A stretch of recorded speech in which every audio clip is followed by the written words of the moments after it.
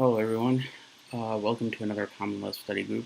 I'm your host Ram Vedam with Atlanta Functional Programming. Today we're going to be continuing our exploration of the UIOP library, a library that's provided with the ASDF distribution that's available pretty much most Common Lisp distributions, so you can actually use it for packaging. Last time we covered a good portion of some of the basic libraries, that is the OS library for grabbing things in your environment, reaching out to the shell and interacting with it and querying it.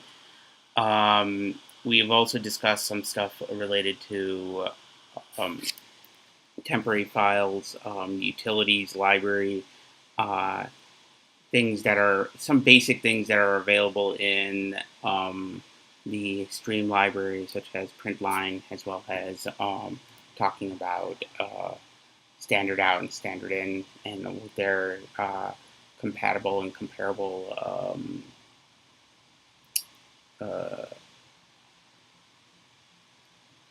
constants that have been introduced into the library. Particularly in the case of standard error, we've discussed at least as a review. We actually went through and talked about what UIOP provides in standard error, has a substitute for many implementation-specific streams that are provided for standard error. Along with that, we've talked about also just a couple of nuances in IFLEC, and we did a little bit of a comparison. I might encourage you, for folks who are just joining us, to take a look at last week's episode if you need more information. I posted the README as part of the ASDF library to the YouTube description for folks who want to read along some of the nuances that are available in there, and might be some functions that we may not cover in this stream series that you may want to deal with. Additionally, we kind of talked about a little bit of the define package and the package namespace that's available in UIOP. As you can see here, it's a drop-in replacement for the most part to def package that's available as part of the Common Lisp standard. And if you have UIOP already installed on most of your ASDF based distributions, this is actually part of the ASDF 3 distribution in particular. You can then definitely use this drop-in replacement, and it will prevent you from doing things related to having problems with upgrades of your package between different versions of the same package, especially if you're using a running Lisp image and you're trying to update the running Lisp image with a new version of a package that you want to develop on.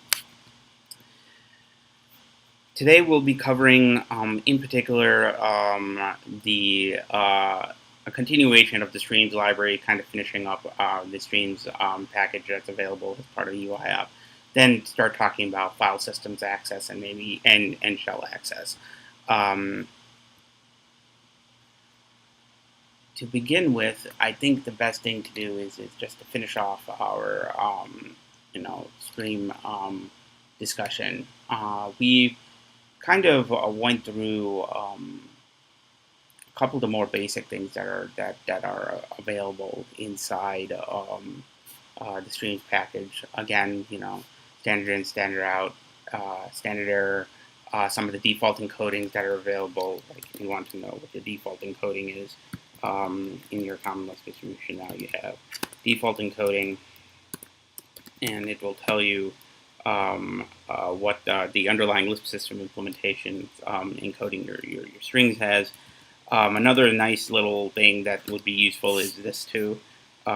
If you don't specify the element type for your streams and you want to see what they're encoding in, you can actually look at what it is. Usually the default keyword, if I'm not mistaken, at least in the SBCL implementation, is for characters, particularly UTF-8 characters. Those of you who have more experience in some of these keywords, because they do change when they set things up, please let me know and then post it in the YouTube comments, and I will accordingly announce and make corrections. There are some nice little convenient functions inside the streams library that we didn't cover last time that I want to also touch base on. Mainly, these are things that allow you to, you know, deal with streams without actually breaking out of the abstraction. One of them in particular that I'm thinking of is for example, copy stream to stream. UIOP copy stream to stream will allow you to take in an input stream and an output stream, and then just copy whatever's in that stream, running stream into the output stream. One of the advantages of this little kind of like convenience function, although it's often overlooked at even in other libraries and other languages, is that if you're staying within the abstraction, certain optimizations can be made to make sure that the performance of the the actual function is very fast. In particular, especially with the stream abstraction, since you are potentially using a resource that's outside of the Lisp image, and maybe even an abstraction that Lisp has defined in a very efficient way in using their stream protocol. You don't need to break that out into another separate data structure, say it has a collection, and use that collection in order to copy it into some destination stream. Some of that can actually happen behind the scenes without incurring any sort of additional memory overhead to keep track of intermediate values that you read from some input stream that you're throwing into an output stream. So this will allow, the Lisp compiler to do, certain optimizations. One example of this is just mainly, you could use this guy to write a dummy copy file function, with open file, and you could say source and destination here. And you can make a in-stream, and the stream's file spec is going to be your source, of course, and then, you can, obviously the defaults with the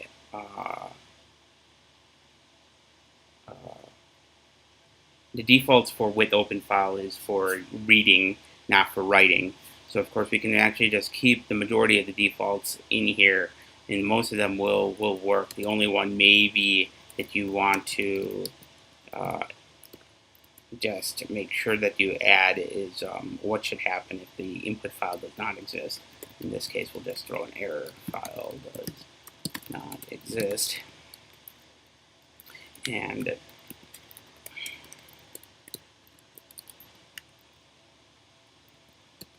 then we could just write a with open file here again. And this is our outstream. And this is our destination. And if exists, we'll go ahead and supersede it. We'll just overwrite it for the time being. Here, what we could do is now we could just call UIOP copy stream to stream, in stream, out stream, and that's it. We can we have a copy function deleting unreachable code. Wait a second, did I mess up something here?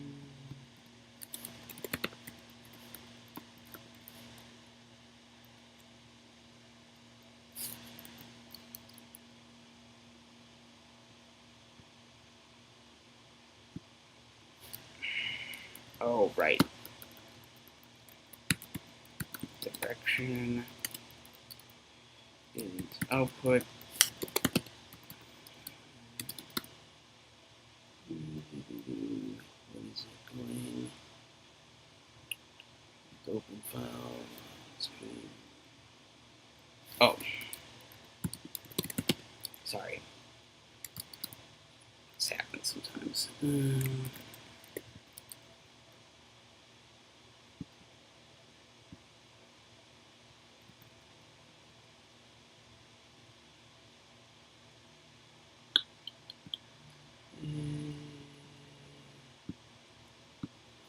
compilation finish one.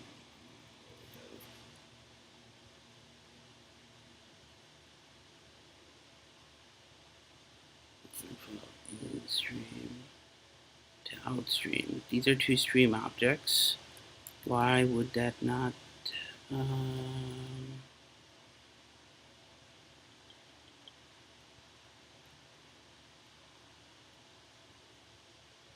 Says that it's unreachable, but that is not unreachable because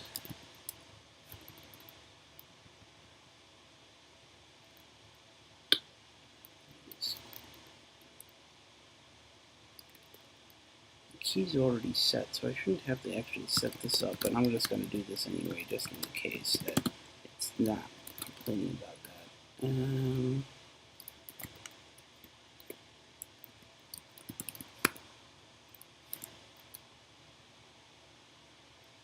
Let's see if this works. This should work, but we will we'll see. I've had warnings that tend to be incorrect. Okay. So what we'll do here is we're just going to create a very simple cat into some input file in our temp directory. 1, 2, 3, 5, and then just cat input.text, and we should see 1, 2, 3, 4, 5. And what we'll do is we'll go ahead and call copy file temp input text to temp text. And file does not exist. What? Hold on a second. That is wrong. Never had this issue before.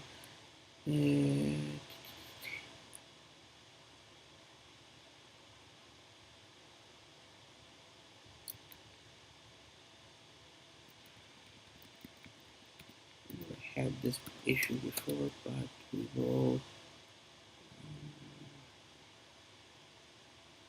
will see what happens here.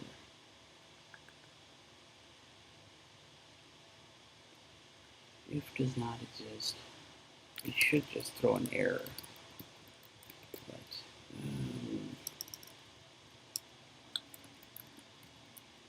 no for now. See what happens here.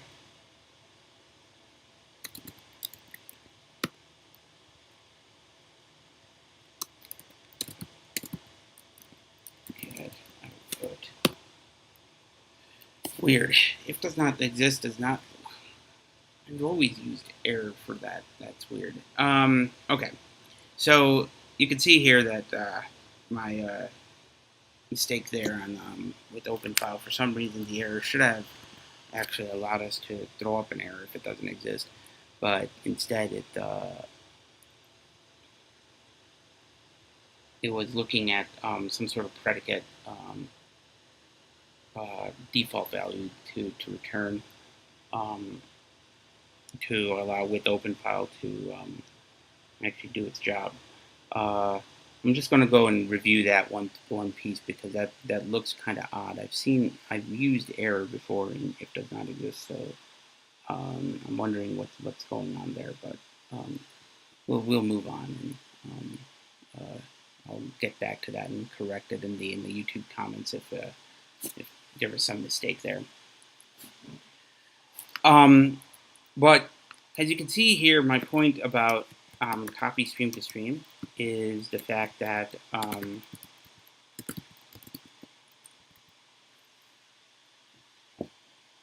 you don't need to write all the normal code that you would probably write about reading a line, checking to see if the stream is empty, putting some sort of default value, and then doing some sort of transformations, because all you're doing is just copying a file from from one thing to another thing.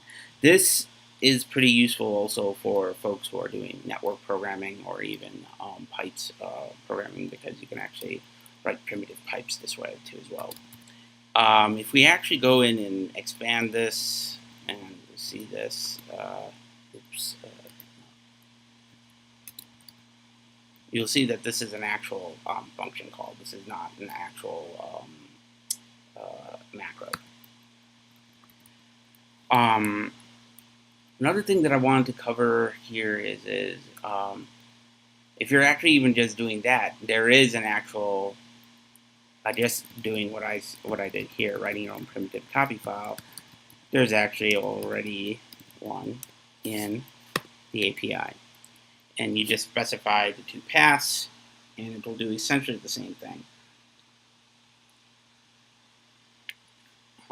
It'll do some checks for file existence, do some superseding, and it will go ahead and copy the file from the input to the output. Now, there are wrapper functions around some of the common things that most people use for reading in files and writing in files, or reading in from a stream, or writing into a stream.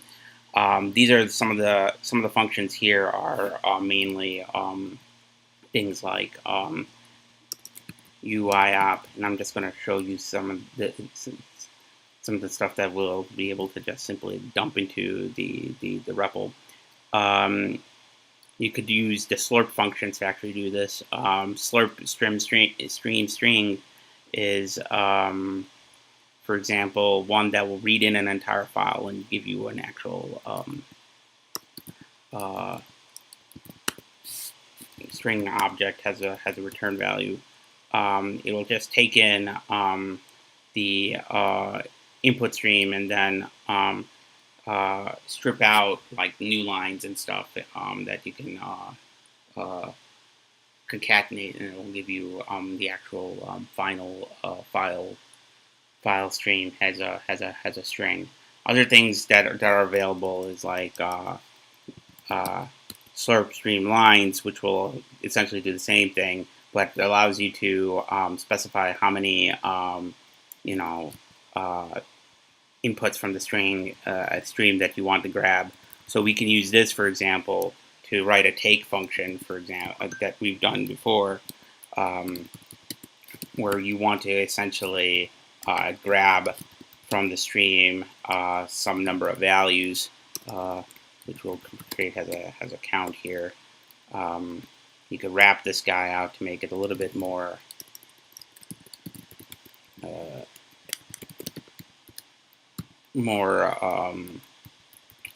idiomatic for folks who are used to using like take from other languages to actually do this. So here you just specify stream, and then you specify your count. So for example, if we use this guy and we take what we had before, open file, and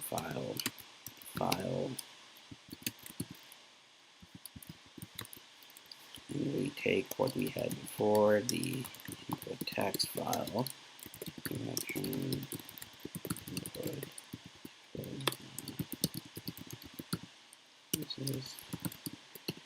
and we just go ahead and grab this. Now what this returns is actually, if I'm not mistaken, is a list. Let me just double check that here. Documentation, UIOP, slurp, stream lines. Inputs has lines and returns those lines. Yeah, and this is one thing to really note. Since it is using ReadLine behind the scenes, it will remove any.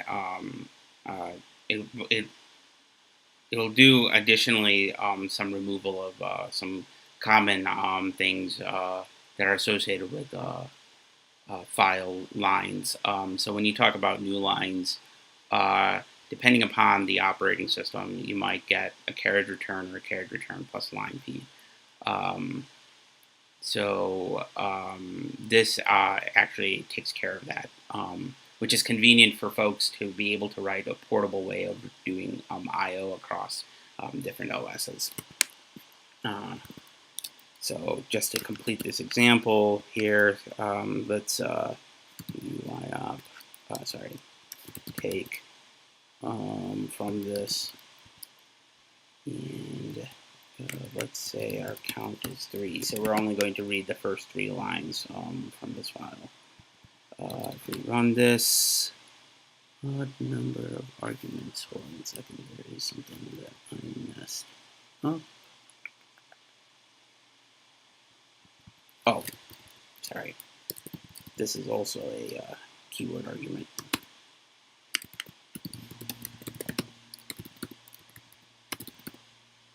Okay, so let's do this. Let's wrap. You can see what this is printing out. That's a little odd. Let me see something here.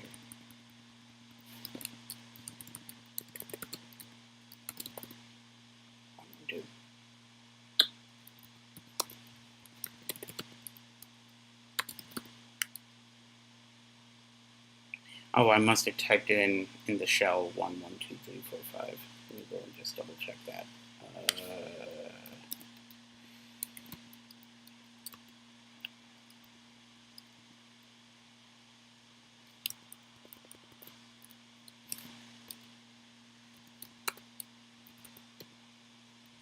Yeah.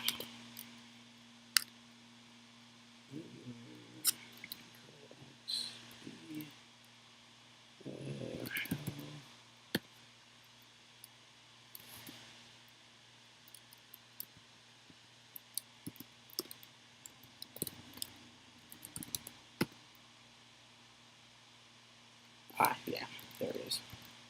First line is 1. Yeah, give me a second here. Let me switch out of this guy. Use the other shell. Comes with space max.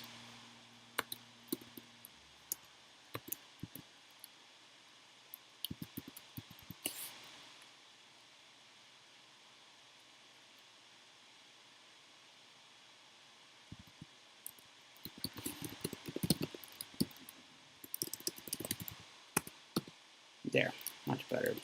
I can actually read this now. Let me just do this so that folks on the stream can see it, and then we can continue. All right. So that is kind of just a quick overview of the remaining stuff that's inside the stream library. Again, this is just a flesh overview. I'm not going through every function in this. There's a lot of other similar things that are part of the standard common Lisp API that most people are used to, like with outputs to string. There are various equivalents of that inside the stream library. I encourage you to just, before you start writing any sort of new code and trying to figure out what's available, what's not available, to take a look at the actual source code at the GitLab project, just because the exposed API, there's a lot of functions in the exposed API, and as a result, just scrolling through everything inside your your Emacs buffer may not, or your development of choice buffer may not be the most productive thing. If you just go in and look at the package definitions, it might actually help you to look at the exported symbols, and you'll see what's available there. I'm just going to kind of leave it at that, just because there's just way too many different functions in this API, and I just want to kind of give you guys a brief overview so that way you can take a look into it and do what you need to do for your own projects. The next thing I wanted to cover is actually, before we start moving on to like file system and path name stuff, which is somewhat of a big topic, is just something that I've kind of used this for, and I kind of alluded to last week, which is originally when I stumbled on this, it was mainly because I wanted a way to run programs outside of my Lisp image in my shell. Just as a way to actually see if I could write some command line utilities without having to, you know, for example, write a subsequent, essentially equivalent of a command line utility that's already available. And for this, we have the run program package, which is a simple package that just, you know, allows you to run programs outside of your Lisp image. Now, this is modeled after a couple of different libraries, is my understanding. Trivial Shell is one of them. There is also, what was it? I think they tried to use some combinations of what was available in like CL Launch and CL Build, which gave you some abilities to actually create like shell scripts that would execute as part of your Unix environment, and as part of those libraries, they gave you ways to actually connect to programs. Now, there's two different packages here other than just run Lisp. Run program. There's also launch program, and there are some differences in between their implementations, and I'm not entirely sure when I read through the documentation as to which one is more recommended. I guess it's based on a case-by-case basis as to whether you would lean towards run program versus launch program, both of which are part of UIOP. So you can see here's launch program and here's run program. We'll just cover them both, and then hopefully through our exploration we will figure out, you know, when one is more appropriate than the other. So to start out, let's go ahead and create a little section here in our overview, launching shell programs.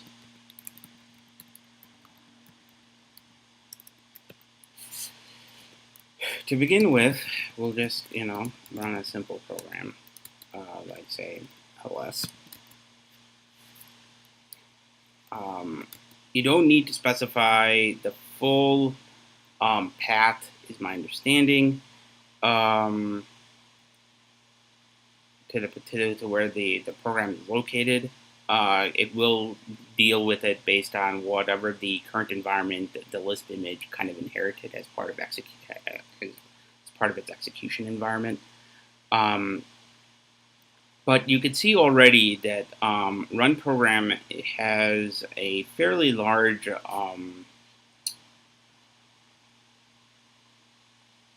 function signature. It takes a lot of different options that allows you to, configure this guy to suit your own needs. The real thing is, and we could just, you know, go through this here. Just close this guy out, and let's pull this up. A lot of this can be seen in its documentation. If you just run the run program function. Let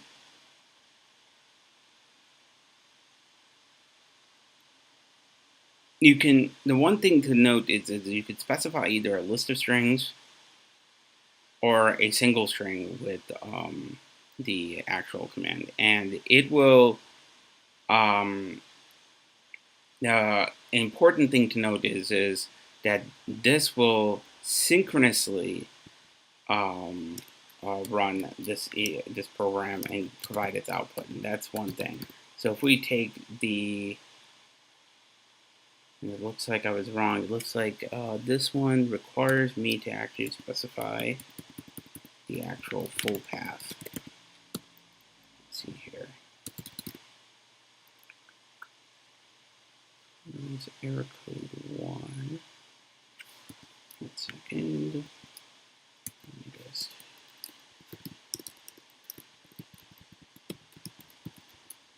ignore the error status. This is what you want. True. If we run this guy, you'll see that nothing will happen. One thing that you do want to do is grab the output.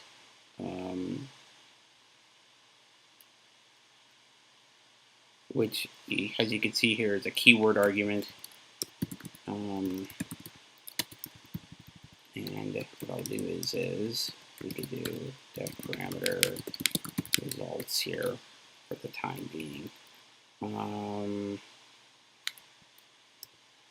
me just do this def var instead of def parameter since I don't have the initial value. And then we could throw the results in here.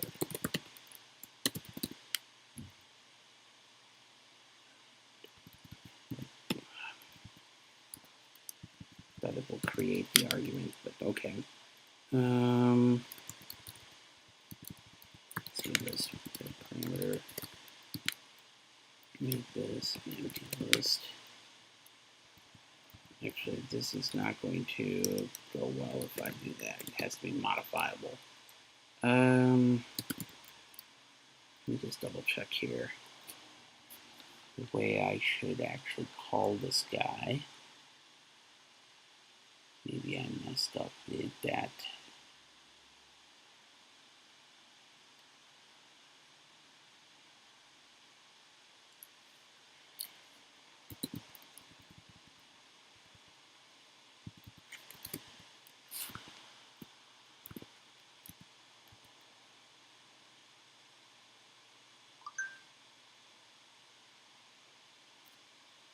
It is going to be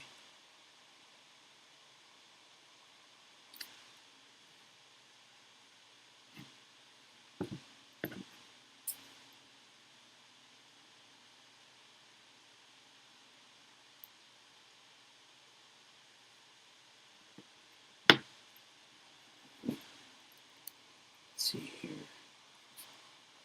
Program requires you to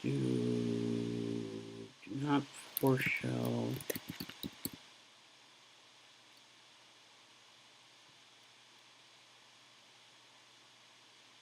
Always call a shell rather than execute. If for shell is possible, never call a shell is specified to be nil. So I don't want to force a shell, but let's see what the difference is. Here, bin bash, let's see what happens here.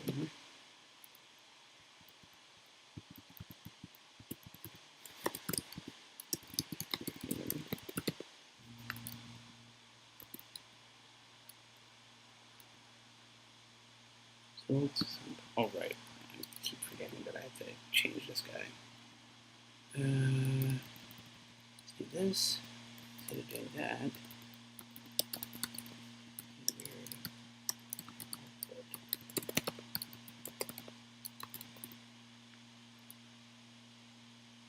Not out. Okay. Output. There we go. So, y. See what happens here.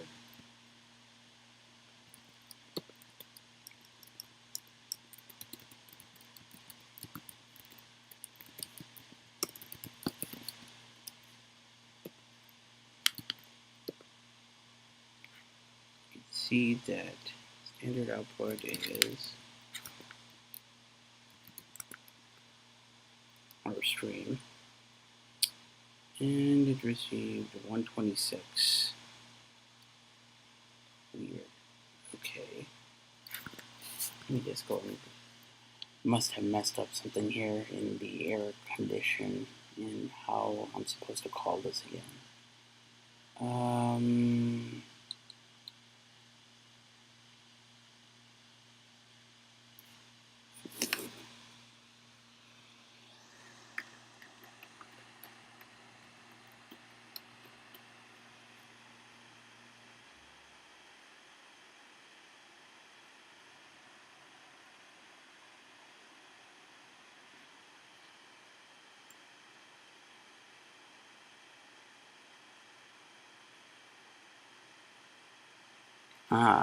That's the reason why.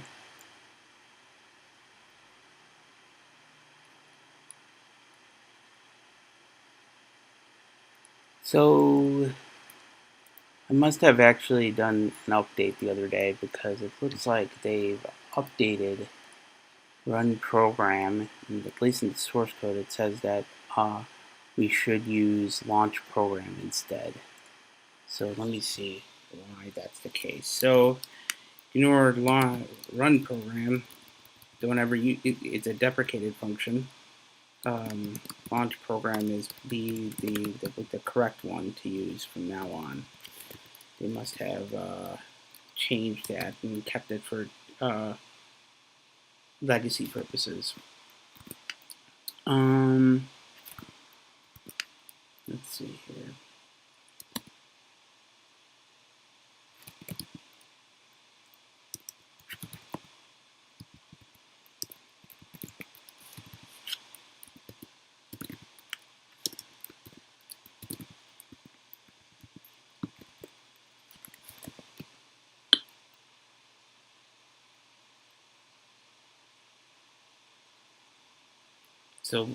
So the way launch program works is launch program, whereas run program did everything synchronously, launch program does everything asynchronously. So it will return a structure that will keep track of the information. So if we do UIOP launch program,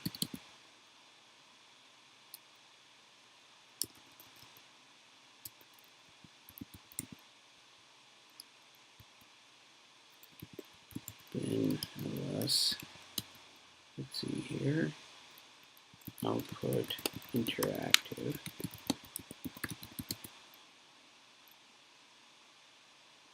Ignore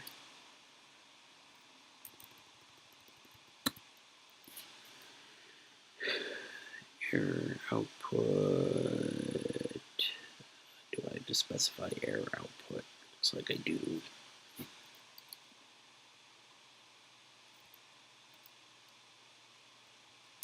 Input no, error output, supposed to be on the safe side, is also just standard UIOP standard error.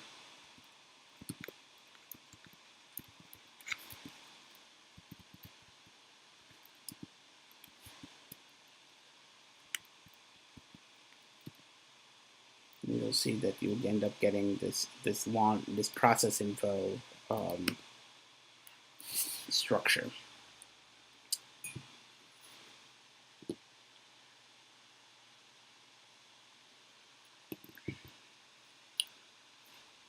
And this process info structure basically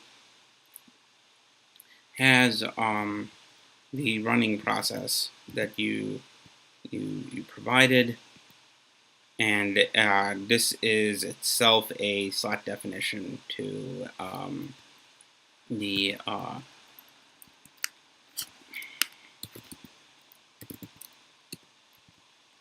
process object that's an implementation specific.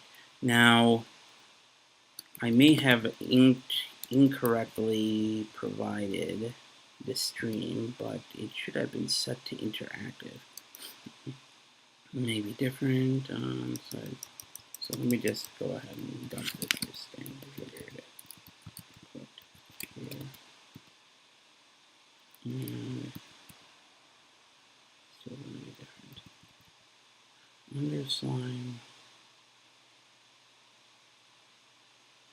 Yeah, so this is the reason why this is not dumping to our REPL is because since it is running in its own process, it is not going to be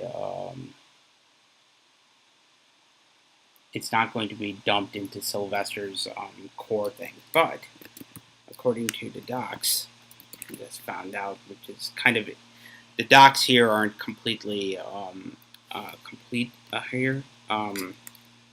You'll see it if you go into the Imperialist Buffer. So we'll go to the Imperialist Buffer.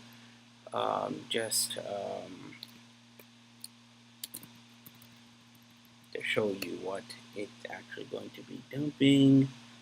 Is this the Imperialist Buffer? No, this is Sly Imperialist.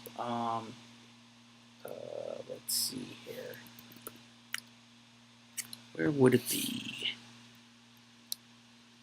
It would be maybe in the messages buffer. Oops.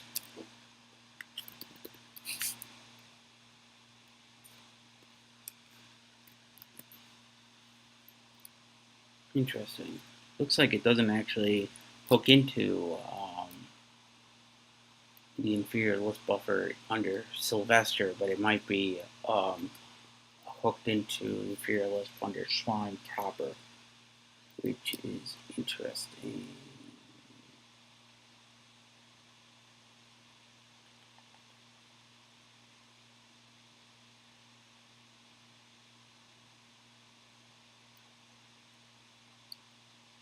Then we'll select the input stream. Okay. Let's see this. Launch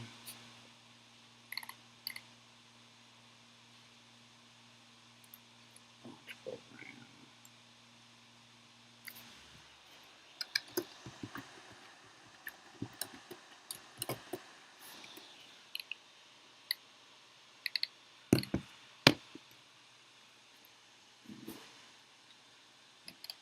This one is command specifies output the path name.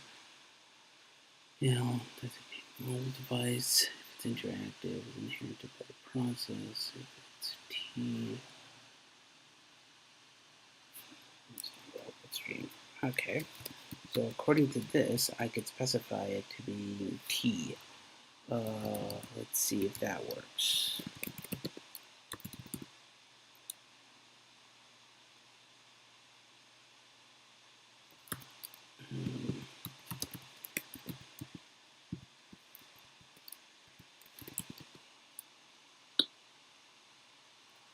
But it did say T could be used in the documentation. So that's wrong.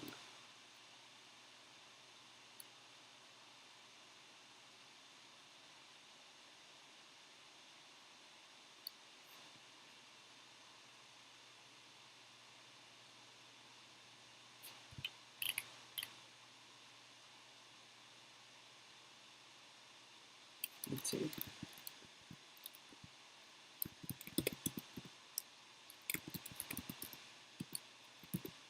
Let me see if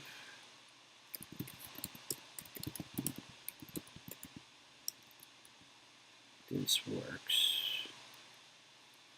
Because it'll create a new standard output.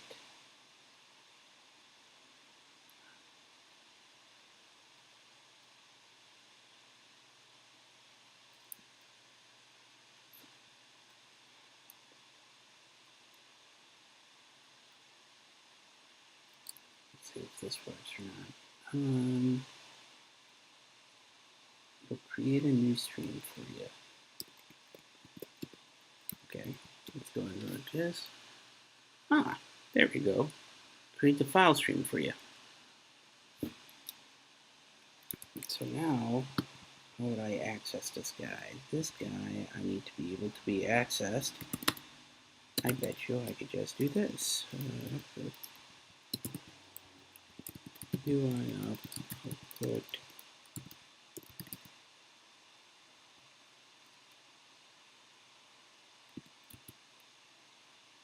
how do I get the output stream from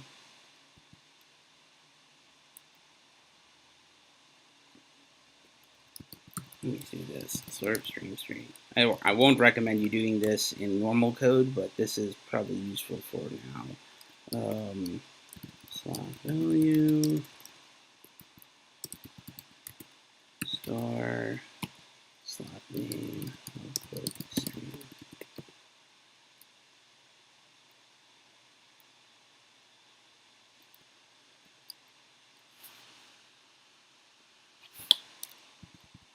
Said that it's there. Interesting. All slots. Did I not spell that right? No, I did spell it right.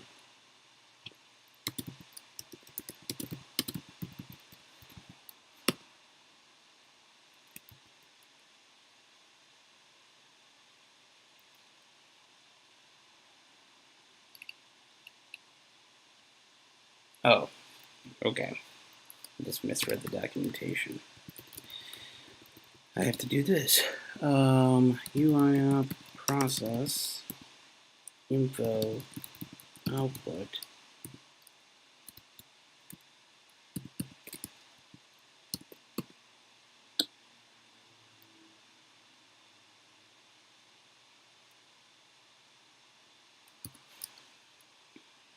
Weird. Let me do this again. And let me set the results def parameter results to be star. Okay, so now let's do UIOP process info input output. Okay, so this is a structure. So process info is a structure. I thought it was a class. I haven't had a chance to go play around with that, which means everything associated with it is going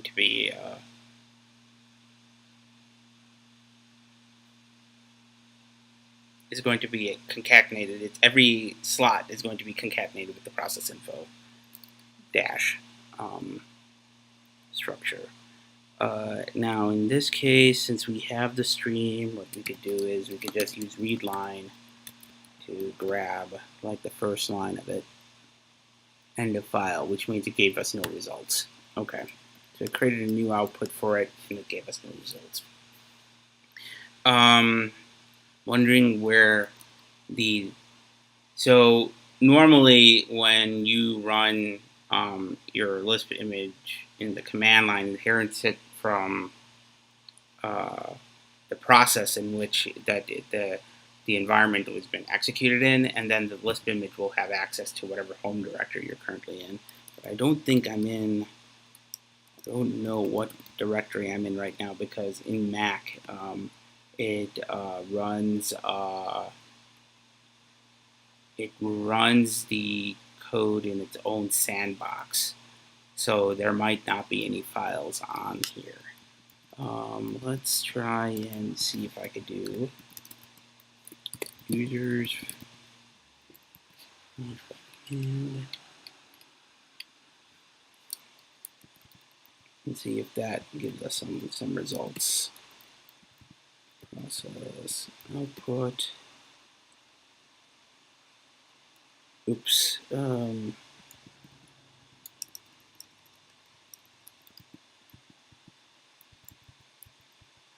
Okay, let me do this. Control set up results to be this guy. Alright, so now our results is going to be the same as that. Cool. So now we can just go and call this, and this should be open, but we will see. Is the stream open?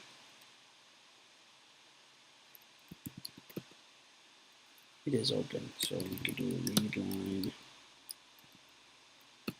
on this guy.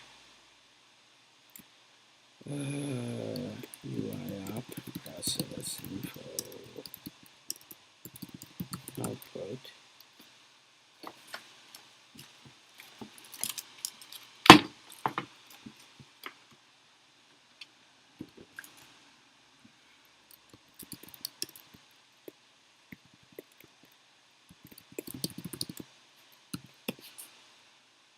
And we'll get applications, which tells me that it's actually running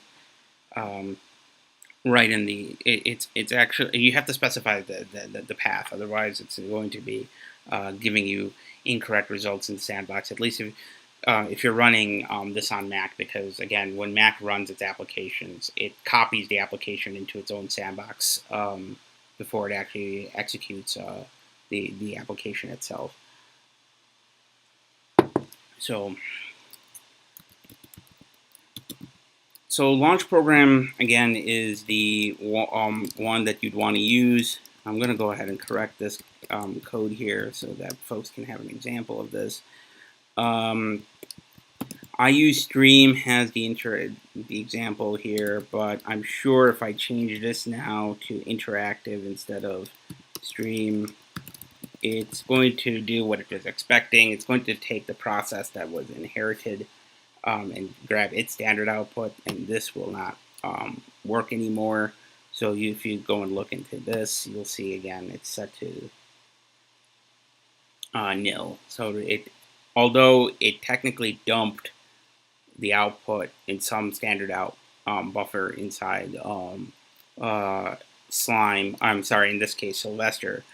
Sylvester isn't actually picking up that because in Slime, according to the documentation, it will dump out to inferior Lisp, but clearly, as we saw earlier, this is not the case with Sylvester. Sylvester is not actually getting what it was expecting to do. Oh, I take that back. It looks like it did. It's just that my command was not permitted. Oh, I didn't read that there. I had to specify. If I specified the path correctly, it would have worked. But the operation was not permitted. That's what I overlooked there.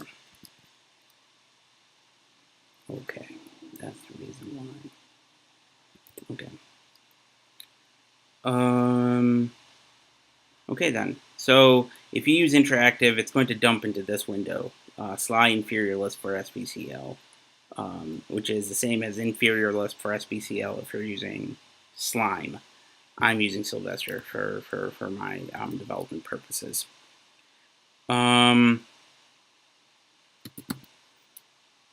Let's move on. Let me just go ahead and put this interactive.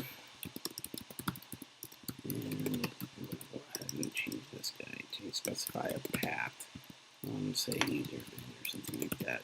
And then let's just make sure one more time. Slide inferior this for SBCL. You'll see that it's going to jump and dump everything that's in user bin. Okay. And then if that's the case, then run program should technically work, although, again, like I said, the documentation says run program is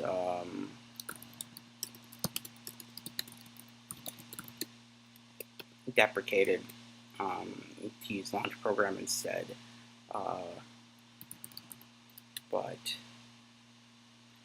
it will, if it sticks around for a while, if more people use it, who knows, they might actually end up keeping it in the implications. But run program and launch program, as you can see, use the same interface for the most part. The only difference is run program has an extra argument for ignoring error statuses if you're running synchronously, which here we will be. So if we run this, you will see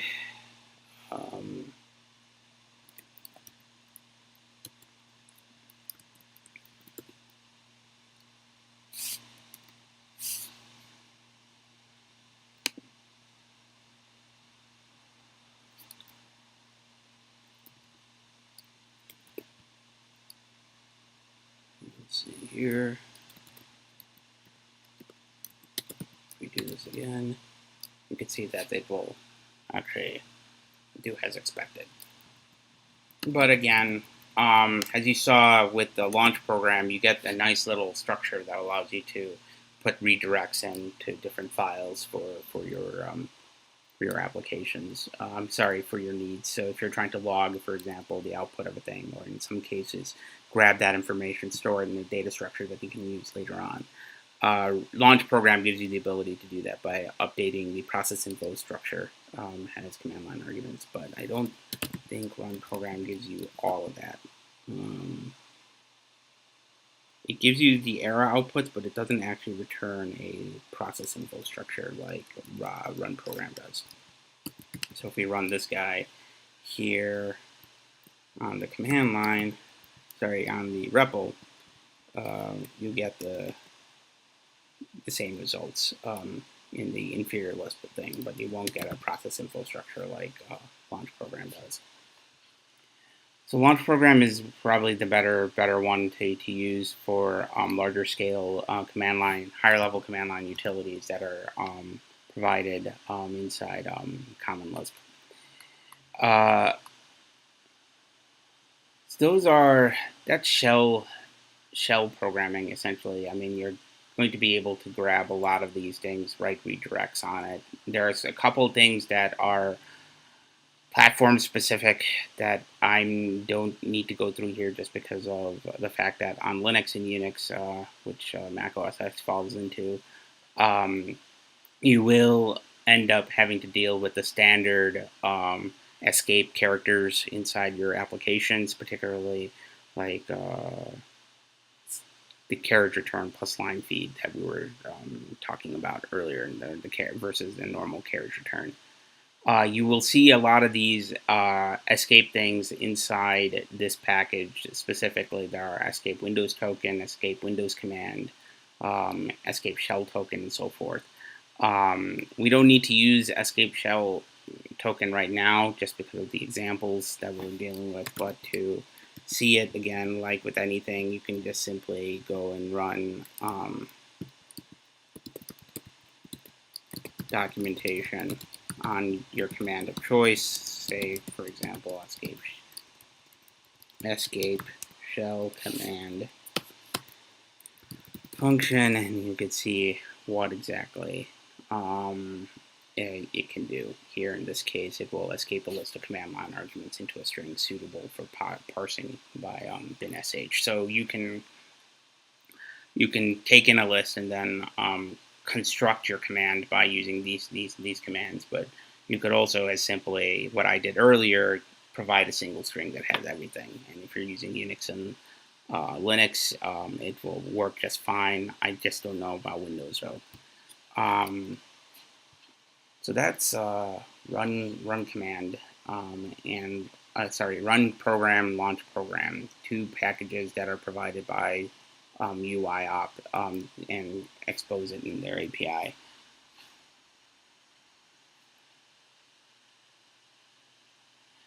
So question from our YouTube video, UIOP is not really portable, is it? Good question. Actually, UIOP's purpose is for portability, is my understanding, across different Lisps. It's available as part of ASDF 3, so it should be available in your current running Lisp, if you're using Quick Lisp especially too. And I think most Lisp distributions that are currently running right now, current ones that you can download, are using ASDF 3 as well. So UIOP is part of that.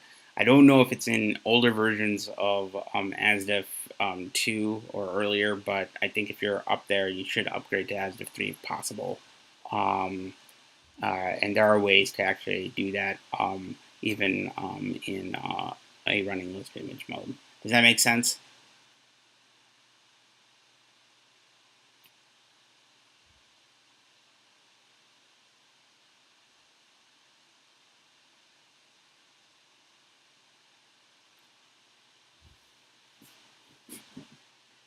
Okay. Based on that sounds, I'm assuming that made sense. If you have any other questions, feel free to post it in either the live chat or the for folks who are on the Hangouts in the Hangout chat, and I'll get to it when I as we go on.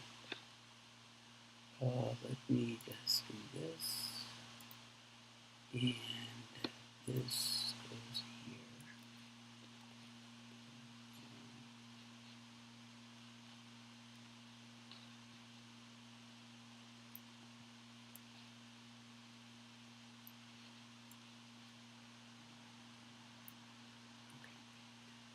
here. All right.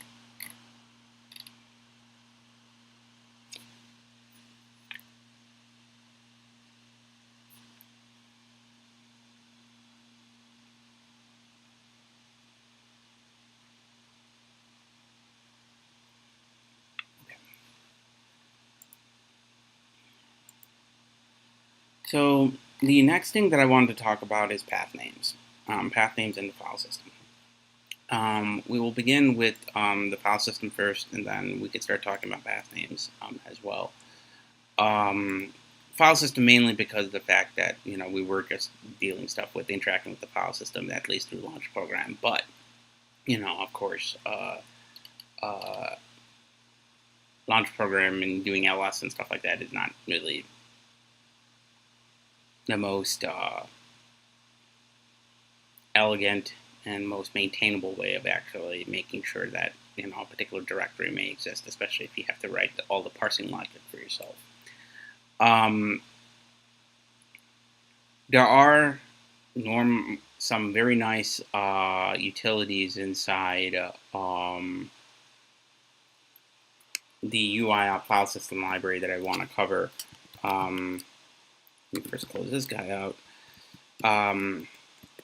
Again, for folks who are looking at the packages, one thing to note about the exposed API for folks who are not as familiar with how the Lisp naming works, you could, and this is my understanding, I don't believe this is, you'll be stopped by doing this, but I think you could do this and get a particular package name. But in addition to doing that, all of the exported symbols are part of the top level UIOP namespace, the package. So these are, there is the full listing of everything, and then if you want something specific, you could specify, the particular package that you want to access, and it'll allow you to use that. Both are valid names in actually accessing individual functions in this API. So if you're looking at a particular package and you are wondering how to access that package, I thought I'd at least mention here that's one way of actually accessing those things. But I'm using the shorthand now to make things a little bit more understandable. For file system specifically, since there are some very useful utilities, I'm going to go ahead and change to this for now. So as you can see, the file system library or file system package inside Lisp, UIOP's API, it has some very, very nice some utilities for folks who want to be able to access directories, being able to get the particular path names, what is the native representation of a particular name string, what is some safety code for writing and modifying essentially file info structures inside the file system. Additionally, there is some additional predicates that they wrote on top of what's available already in the Common Lisp library. For example, if we look at the documentation on file exists p, you will see that this particular predicate checks to see not just if the name of a file exists on the file system, it'll go and do the platform-specific things for you. So for example, here you'll see if I run just see if our input text still is available in the temp directory. You can see that here. Right.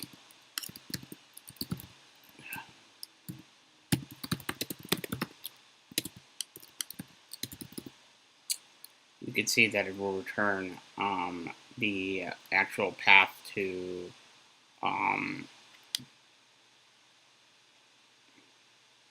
the sandbox version of the input text that was created. If it doesn't exist, so if we do blah, it will return nil. So that's kind of nice if it exists, and if there are aliases to a particular copy of the package. And it really depends on whether or not your operating system provides this functionality of sandboxing or not. Like in this case here, as you can see, what Application Bundles does in Mac OS X is when they're running in the sandbox, you get essentially an aliased copy of whatever is available on your file system, and then you get access to that through the Lisp image. That's what you end up modifying and stuff. And when you persist, prior to exiting, it will try and cache to make sure that the destination, since you provided essentially the permissions for it to go and modify that location when you initially created the file, it will then take the sandbox version and then just overwrite that destination before quitting the program. And we'll still keep file locks and stuff like that inside Mac for you folks who are interested in that. So if there are multiple file applications or instances of the application trying to modify the location, we'll make sure that nobody tramples over each other. There are obviously one thing that I think that's pretty useful is the directory structures APIs. So directory files is one that I'm thinking of. If we use this to figure out local bin, we can use that to actually go in and dump out the list of all the files that are available in user local bin.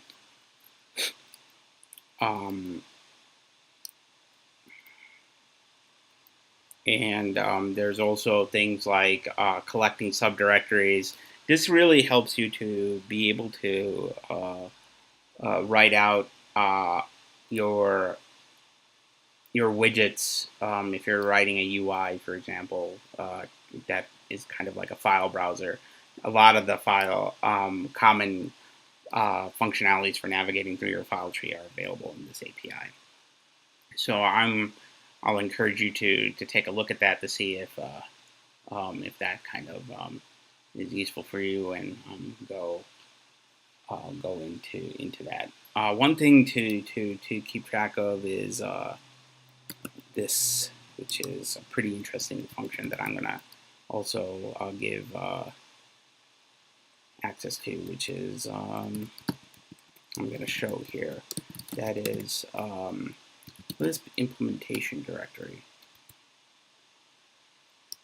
and that is the location of where your running Lisp images is coming from. Since I've used Roswell, I tend to figure out and using this to do this. Sometimes I know if you use the running Lisp image or APIs for like Lisp implementation versions, I usually then use that to deduce this. And when I found this function, I was like, oh crap, this is awesome. This prevents me from having to figure out where my Lisp is running from. Another thing here that I think is pretty useful for folks to be aware of is absolute directories. You can actually get from the environment the absolute directory or directories for a given object, and this is pretty useful for folks dealing with like symbolic links. I'll give an example of that here. If I remember correctly, this is, just make sure that that's one. this is the one that I was looking at that does the absolute.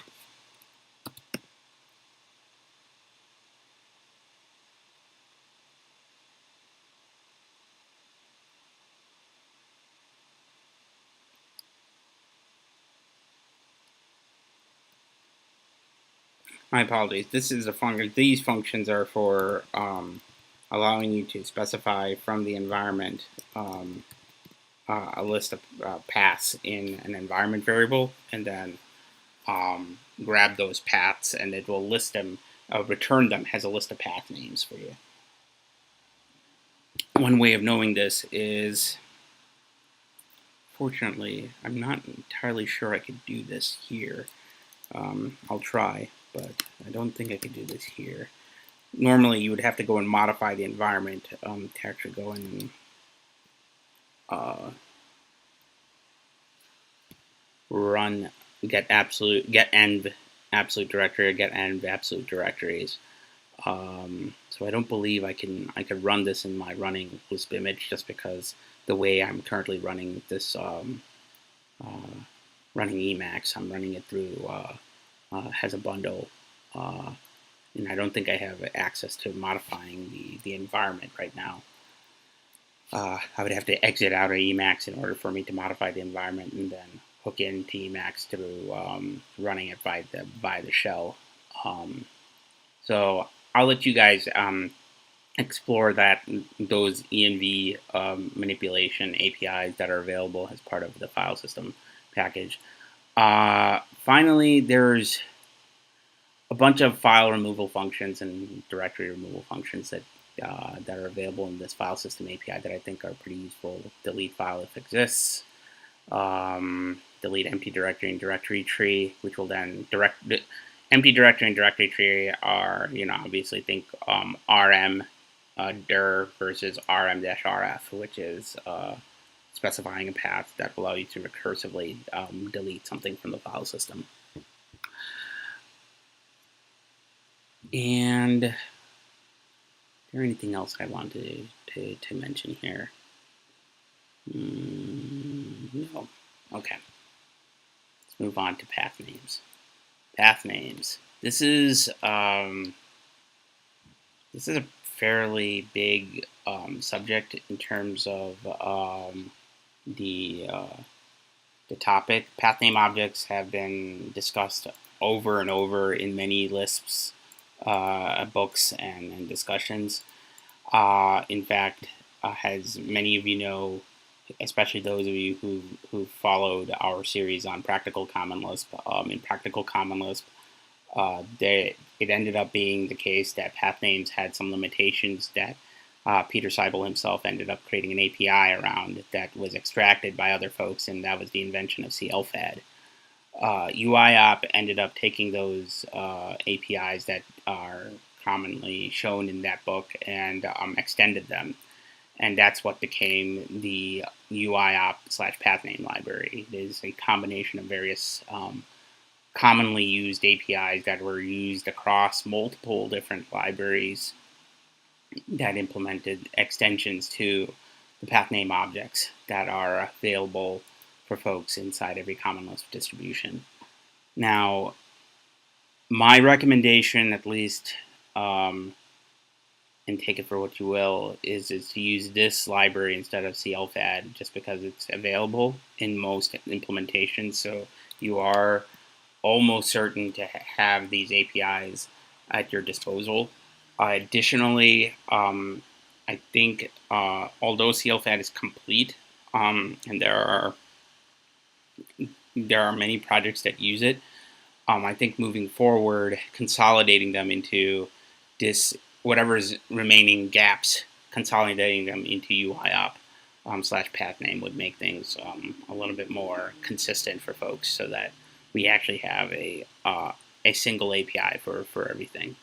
And folks who are listening who aren't satisfied with, say, the API naming schemes themselves, I assure you, the community and the project is fairly open to hearing discussions on what would be the right names for the API to make things a little bit more usable. And if there's functionality that's missing, of course, submit your requests via the GitLab page, and they will get to it. So, what are the current limitations of path names? I think I would refer you to what Practical Common Lisp actually provides in this, and some of this is related to the fact that different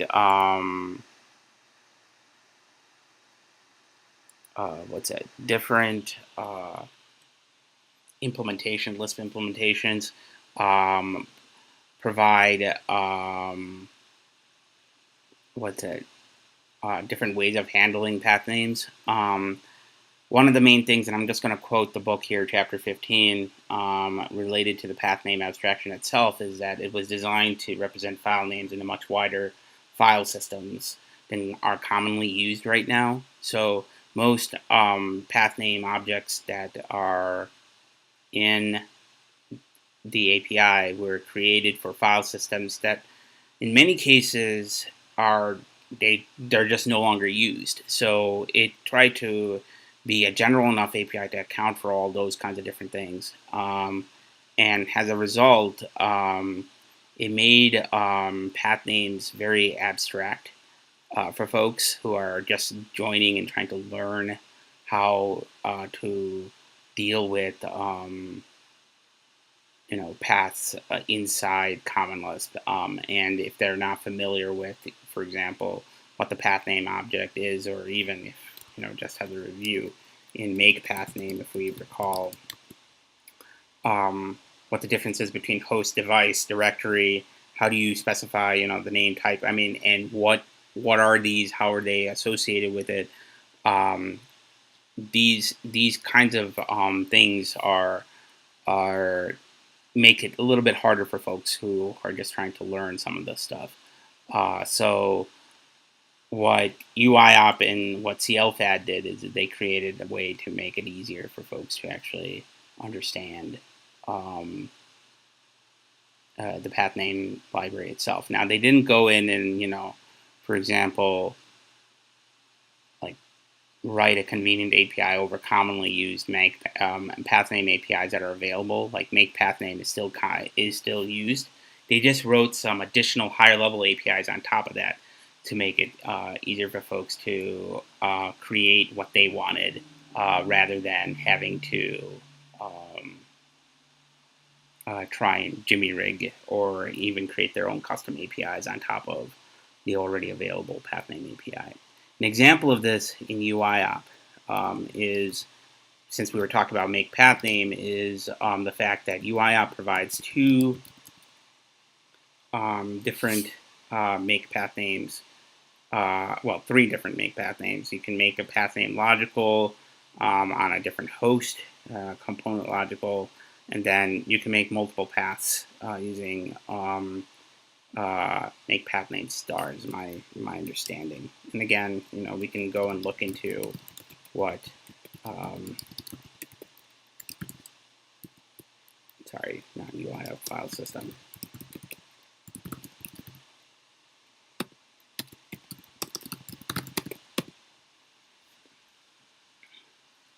And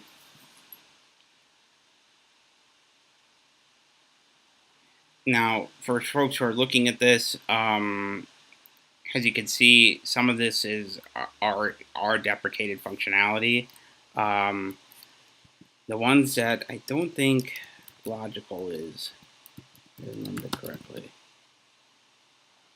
Yeah, logical is dealing with the host, so it can also deal with like networked, like the actual host file system. There's also component logical, and I'm still not familiar with, and I'm not understanding the difference between the things.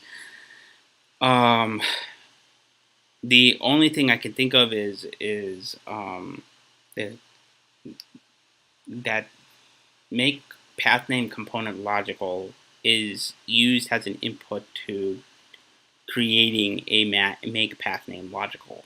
So this is, if you're going to use these two APIs to make your paths has logical paths, go ahead and I think one is the input into the other.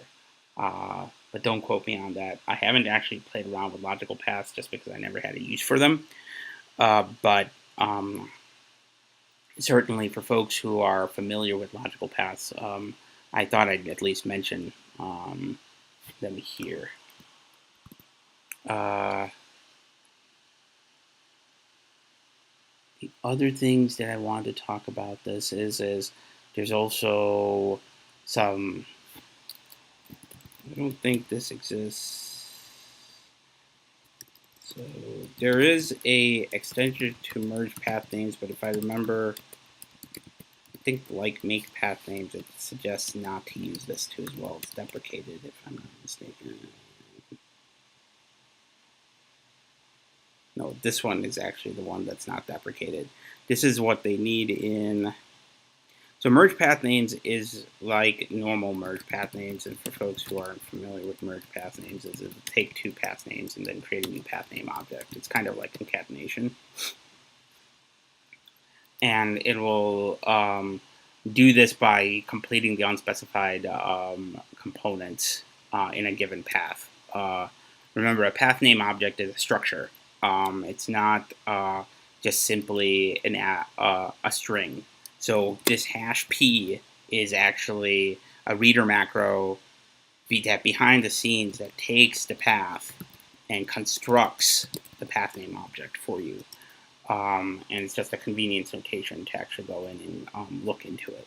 And merge path names, what it does is it'll take a path that isn't complete and will go in and fill out the gaps and then give you a path name that's proper.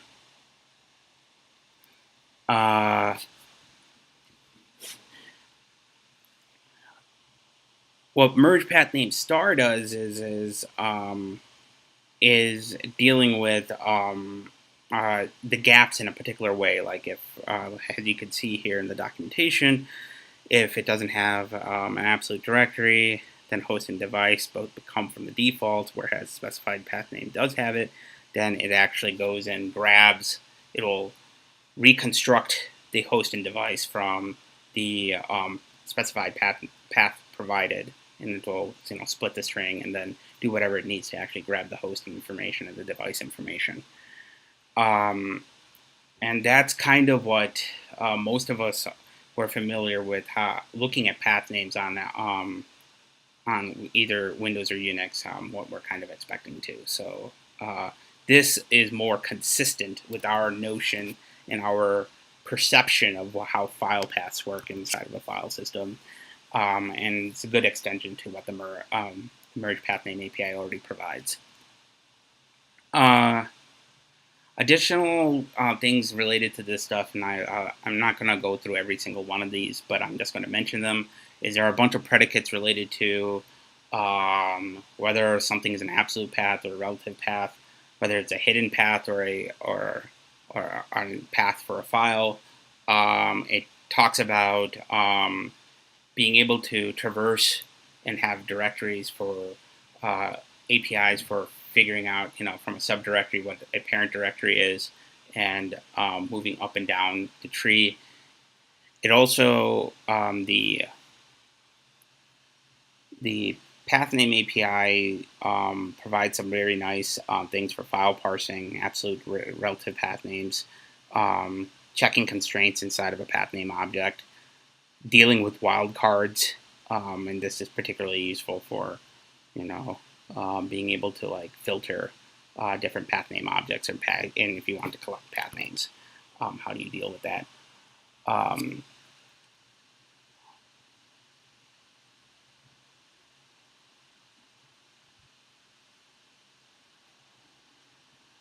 There is a section of functions in this API that, for folks who are familiar with using these, let me know how this works. With translating path names across, I'm assuming different file systems or different operating systems, but I'm not entirely sure. So a couple of these that I'm thinking of is, and I'm just going to show you this here, is like UIOP path name relativize path name directory. There's also relativize directory component, and in both of these is related to interacting with the path name object in a particular way and getting some information out of it. Again, I've never used these, so I'm not going to cover them here. But for folks who are familiar with these APIs, if you guys can write some comments inside the YouTube video, just so that folks looking back at this video, they can actually look at these things. But to really illustrate the API that I'm thinking of is, if we go in and look at this, it's relativized component is one of these, relativized path name directory is another one, directory separator for host, directorized path name host device. These guys are all related to translation of a path name and grabbing information out of it. But I'll let you guys look at the source code for that particular thing, because I'd rather not cover it when I'm so I don't make a mistake.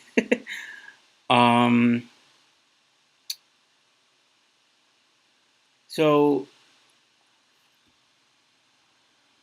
the final thing I want to cover before we end today's discussion is just a brief introduction to UIOP configuration. Now, UIOP configuration is dealing with specifically configuration files located mostly on your, the operating system.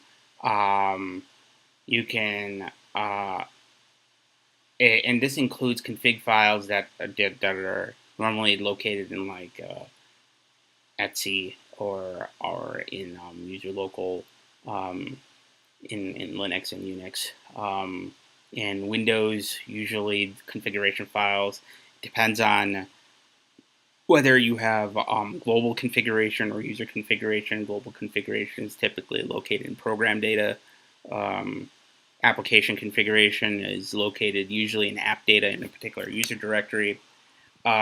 These things, being able to going to them rather than actually hunting them down, this API actually covers them.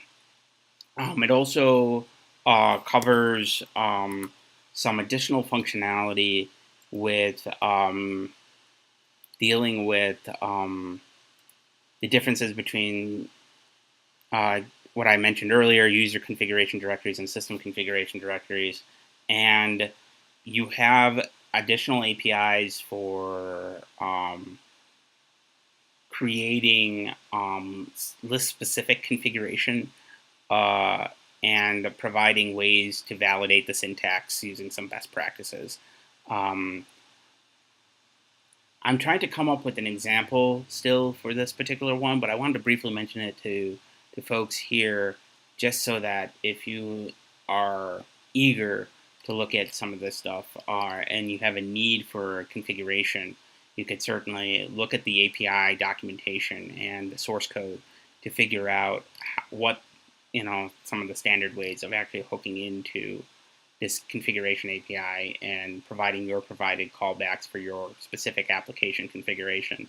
And then this way, you don't necessarily need to write, a lot of code related to actually dealing with Lisp configuration. You could just go ahead and use UIOP's standard way of doing it, and then you're in the clear in terms of actually writing out your configuration in a consistent manner that will work across multiple Lisps. I'm just briefly mentioning it here. I'm not going to cover the actual specifics here right now, but I want to at least touch base on it just because of that particular need that most people have when it comes to application configuration. So that's it for today's episode. Are there questions?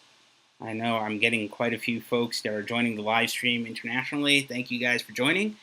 I do appreciate all you from everywhere looking out and providing feedback on this series and this stream. Please, in any of the YouTube videos that you watch for Atlanta Functional Programming in the Common Lisp Study Group, if there are ideas and talks that you guys would like us to cover, we will certainly add it to the list of topics that we would normally cover during the course of the year. One final couple of announcements. Next 2 weeks, obviously, is the holidays for everyone. So I am canceling the Christmas episode and the New Year's just so that folks can spend time with their families. And we will touch base after the New Year again. So thank you all for joining. Just any questions. I'm going to stay on for a few minutes just to answer any questions that people have.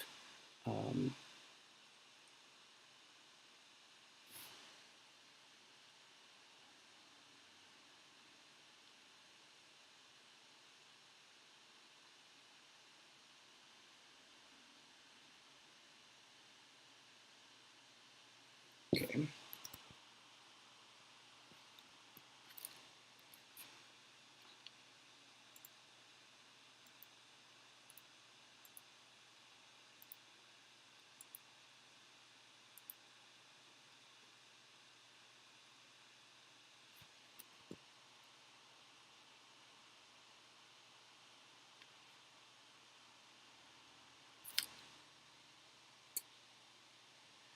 All right. If there aren't any questions, I'm just going to end it here. Thank you guys all for joining us. I'll see you guys after the New Year's. Happy holidays. I'll see you later.